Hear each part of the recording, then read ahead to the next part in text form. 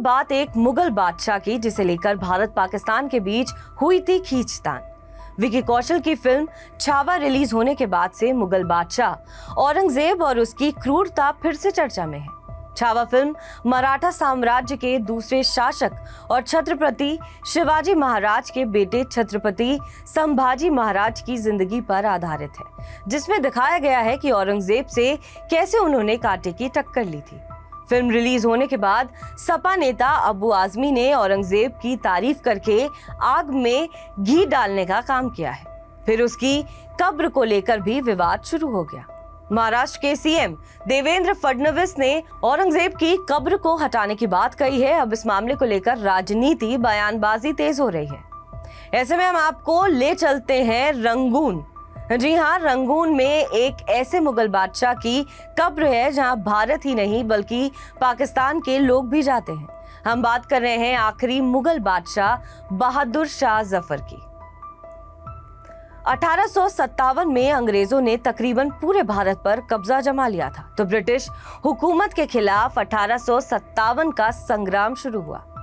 बहादुर शाह जफर ने अंग्रेजों के खिलाफ इस लड़ाई का नेतृत्व किया। लड़ाई के शुरुआती नतीजे हिंदुस्तानी योद्धाओं के पक्ष में रहे, लेकिन बाद में अंग्रेजों के छल कपट के चलते इस पहले स्वाधीनता संग्राम का रुख बदल गया और अंग्रेज बगावत को दबाने में कामयाब हो गए।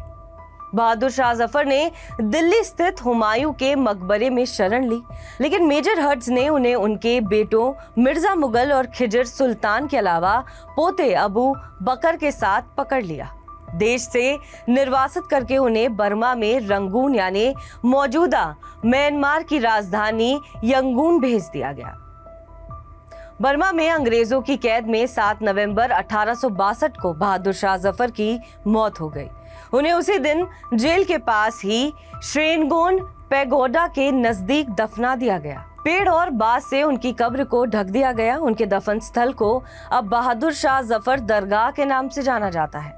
हमारे पास इस दरगाह की कुछ खास वीडियो फुटेज है और साथ ही हमारे संपादक दया कृष्ण चौहान की दरगाह के केयरटेकर से हुई खास बातचीत हुई, वो भी आपको हम सुनाते हैं। जब 1862 डेथ हुआ, उस वक्त से उनकी रियल बॉडी को ब्रिटिश ने छुपा दिया। तो यहाँ से थोड़ी सी फर्क है जगह। अच्छा।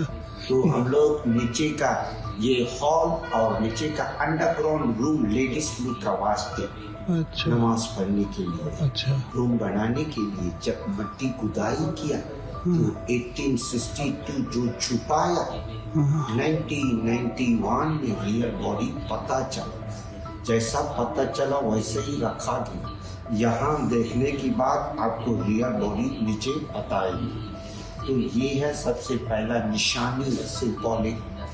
और नंबर 2 जो है एम्परेस जीनत महल की real body, wife of Zafar ji की। और आखिरी नंबर 3 जो है ग्रैंड डॉटर की अच्छा रियल बॉडी। ओके।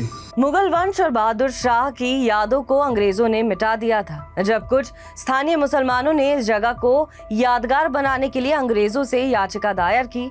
अधिकारियों ने ना चाहते हुए भी सहमति जताई और जैसा कि विलियम डेल रिम्पल ने द लाइट मुगल में लिखा है कि एक साधारण उत्कीर्ण पत्थर की पटिया उस जगह पर खड़ी की गई थी जिसमें ये स्वीकार किया गया कि जफर को पास में ही दफनाया गया था। बहादुर शाह जफर की मौत के तकरीबन 132 साल बाद 1991 में नाली बनाने वाले निर्माण श्रमिकों को सम्राट बहादुर शाह जफर की कब्र मिली। 3.5 फुट की गहराई में बादशाह जफर की निशानी और अवशेष मिले थे, जिनकी जांच के बाद ये पुष्टि हुई कि वो बहादुर शाह जफर के ही हैं।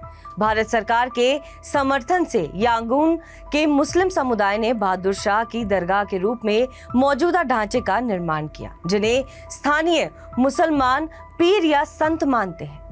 बहादुर शाह की कब्र की खोज के बाद भारत और पाकिस्तान के बीच भी कूटनीतिक रशाकशी खूब हुई। जब पाकिस्तान ने खुद को जफर की यादों के एकमात्र सही उत्तराधिकारी के रूप में स्थापित करने की कोशिश की। 2001 में पाकिस्तान के मुख्य कार्यकारी जनरल परवेज मुशर्रफ ने मकबरे का दौरा किया और एक नया ढांचा बनाने के लिए $50,000 देने का ऐलान किया। लेकिन स्थानीय अधिकारियों ने भारत को नाराज न करने के लिए नए निर्माण को कभी मंजूरी नहीं दी और दिल्ली को आश्वासन दिया कि वो दरगाह में उसके हितों का सम्मान करेंगे। भारत ने भी अपनी स्थिति मजबूत की। साल 2012 में प्रधानमंत्री मनमोहन सिंह और 2017 में पीएम नरेंद्र मोदी ने इस दरगाह का दौरा किया। इसके अलावा अलग अलग समय पर राष्ट्रपति एपीजे अब्दुल कलाम के अलावा विदेश मंत्री जसवंत सिंह, सलमान खुर्शीद भी आखिरी मुगल की दरगाह पर जा चुके हैं। इस बीच बहादुर शाह जफर के अवशेषों को भारत वापस लाने के बारे में भी चर्चा हुई। ये सवाल मनमोहन सिंह की यात्रा के दौरान उठा था और अगले ही साल बीजेपी नेता सुषमा स्वराज, जो उस समय विपक्ष में थी, उन्होंने ट्वीट किया था कि वो बहादुर शाह जफर के पार्थिव अवशेषों को दिल्ली में दफनाने के लिए वापस लाने की मांग का स्वागत और समर्थन करेंगी। जफर को दिल्ली के लाल किले में दफनाना निश्चित रूप से उचित होगा। हालांकि ये संभावना अब नहीं है कि जफर के अवशेष भारत वापस आएंगे।